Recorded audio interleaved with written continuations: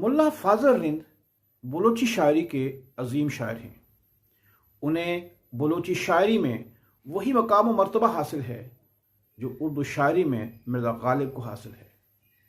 عجیب طالب اور ملا فاضل کا ایک ہی عہد ہے، اگرچہ ملا فاضل کے ہم عصر اور بھی شہرا تھے جن میں ملا قاسم، ملا دہر اور ملا عزت شامل ہیں، لیکن ان کی حیثیت ملا فاضل کے سامنے ویسی ہی تھی جس طرح غالب کے سامنے مومن اور ذوق ابراہیم کی تھی۔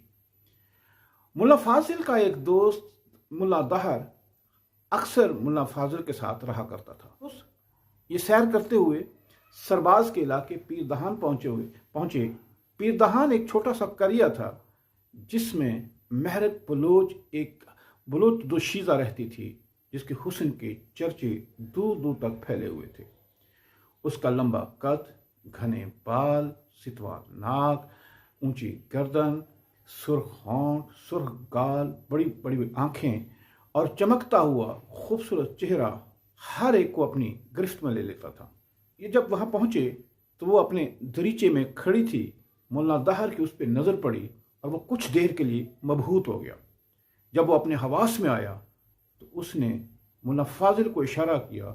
ملا فاضل نے بھی جب اسے دیکھا تو وہ دیکھتا ہی رہ گیا اور وہ اس کے حسن کا فریفتہ ہو گیا۔ ملا فاضل اور ملا دہر کے علاوہ اور بھی بہت سے لوگ ایسے تھے جو مہرک بلوچ کے حسن کے دیوانے تھے، لیکن یہ سب کو پتا تھا کہ مہرک بلوچ اپنے چچا زاد بھائی کے بیٹے سے منسوب ہے اور کچھ عرصے کے بعد وہ اس کی شادی ہونے والی ہے۔ ملا فاضل کے شاعری میں اکثر مہرک کی حسن کے چرچے ملتے ہیں۔ اس نے مہرک بلوچ کو دیکھا تھا، وہ اس کے حواس پر چھائی ہوئی تھی اور اس نے مہرک بلوچ کے حسن کے چرچے اپنے ایک ہم عصر شاعر جو مند میں ملا عزت کے نام سے تھے ان کو بھی سنائے۔ ان کے گھنے بال، لمبا قد، سرخ ہونٹ، بڑی بڑی آنکھیں اور تمام تر اس کا جو حلیہ تھا، جب ملا عزت کو بتایا تو ملا عزت اس کا نادیدہ عاشق ہو گیا۔ ملا عزت بنیادی طور پر سنہار کا پیشے سے وابستہ تھا اور وہ دور دور تک جا کر زیورات بنا کر لوگوں کو دیتا تھا اور وہاں ان سے آرڈر لے کر آتا تھا۔ بہانے چلتا وہ پیر دہان پہنچا اور وہ چلتے چلتے سامک بلوچ کے ہاں پہنچا۔ سامک بلوچ جس کی بیٹی مہرک تھی، وہ ایک نہایت وزادار بلوچ تھا۔ اس نے اس کی خوب آؤ بھگت کی اور اسی بہانے اس نے مہرک بلوچ کو بھی دیکھ لیا۔ مہرک بلوچ کو جب اس نے دیکھا تو اس کے احسان خطا ہو گئے۔ جو تعریف اس کی حسن کی اس نے ملا فاضل سے سنی ہوئی تھی، وہ اس سے کئی درجے زیادہ حسین و جمیل تھی۔ اس کے حواس پر وہ ایسی چھائی کہ اس کے سوا اسے کوئی کچھ دکھائی نہیں دیتا تھا۔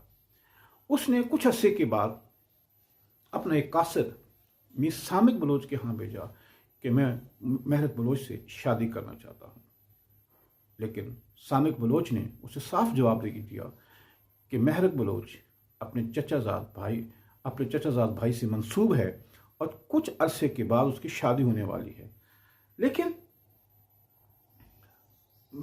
ملا عزت مہرک بلوچ کے سوا کوئی اور لفظ سننا ہی نہیں چاہتا تھا۔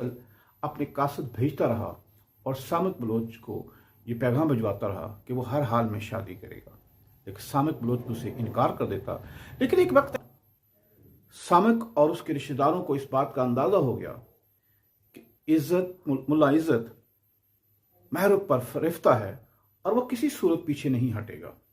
آخر انہوں نے ایک ترکیب نکالی کہ اس کو بلایا جائے اور اس کے سامنے اتنی کڑی شرائط رکھی جائیں تاکہ وہ خود بخود پیچھے ہٹ جائے اور وہ شرائط ادا نہ کر سکے۔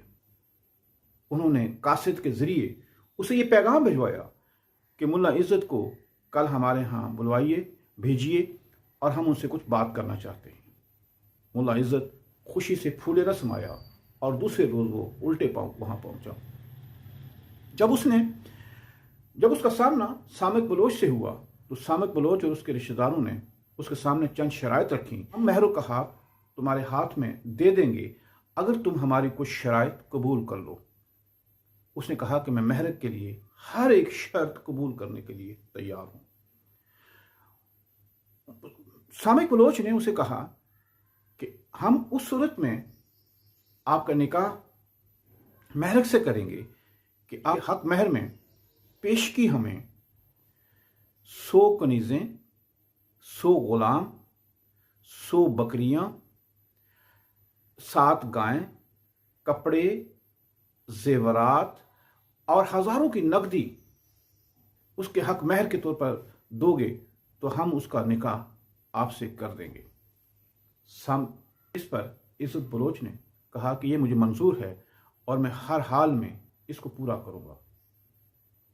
اسے کچھ پیشگی رقم ان کو پیش کی اور کہا کہ میں کچھ عرصے کے بعد واپس آپ کو آ کر تمام چیزیں پیش کروں گا اور اس کے بعد مہرک بلوچ کا ہاتھ تھام لوں گا۔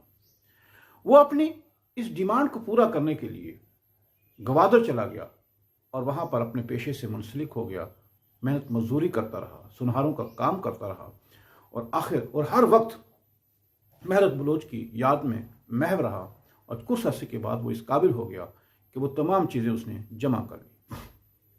لیکن خدا کی کرم باہو سے ایک قافلہ پیر دہان آیا، اور جیسے ہی وہ قافلہ آیا تو ندی کے پاس پہنچا تو اس وقت مہرک بلوچ اپنی سہیلیوں کے ساتھ ندی میں نہا رہی تھی۔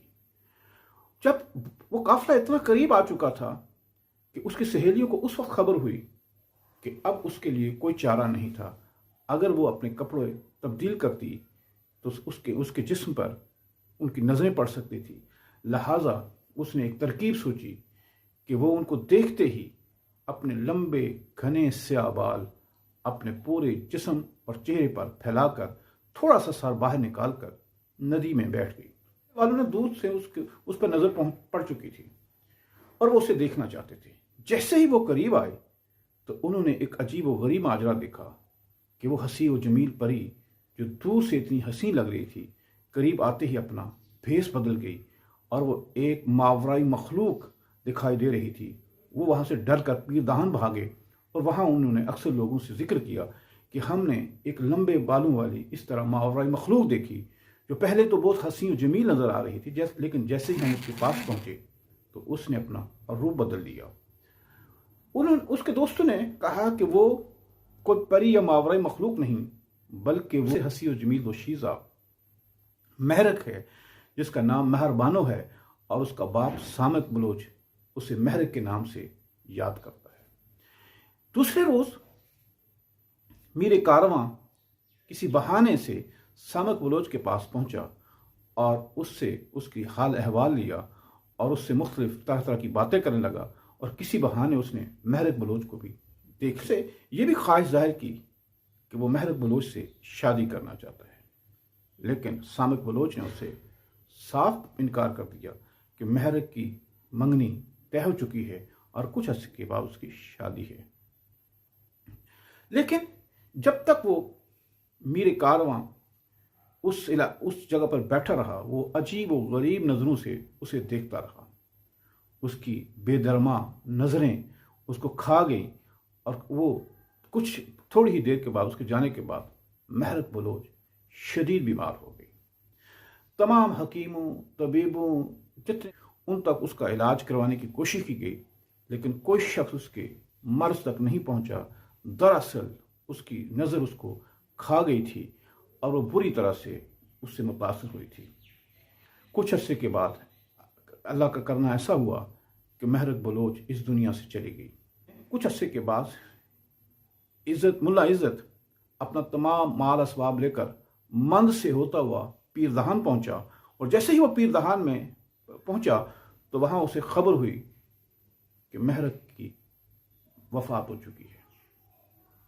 اس پر یہ خبر ایک بجلی بن کر گری، اسے تو پہلے یقین نہیں آیا، لیکن یہ خبر اتنی تکلیف دہ تھی کہ وہ اسے برداشت نہ کر سکا۔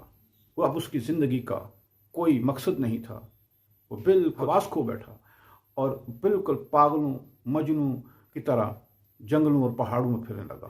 اس کی اس حالت کو دیکھا نہیں جاتا تھا، لوگ اس پہ ترس کھاتے تھے، اور کچھ پھر اس نے اپنی شاعری میں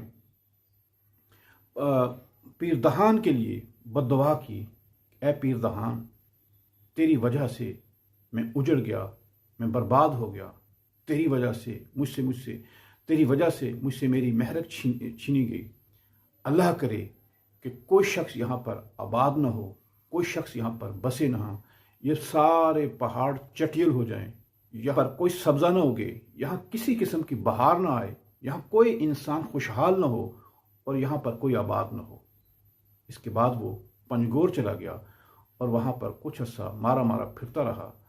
और अजीब इत्तेफाक है कि कहते हैं कि उसकी बददुआ ऐसी लगी कि पीर दहान आज भी उजड़ा हुआ है, वहाँ की आबादी बहुत कम है, वहाँ के काले पहाड़ जले हुए हैं, वहाँ के स्याह काले पहाड़ों को जो बददुआ लगी है, वो कहते हैं कि मुल्ला इज़्ज़त की बददुआ है और आज तक वहाँ पर सब्ज़ा नहीं उगता।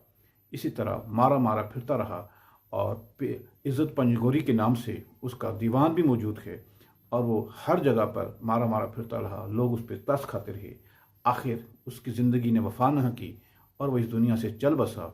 उसके लबों पर हमेशा महरक का नाम ही रहा, महरक के नाम के सिवा उसके लबों पर कोई दूसरा नाम नहीं आया और ना ही उसके जहन ने किसी और सूरत को कबूल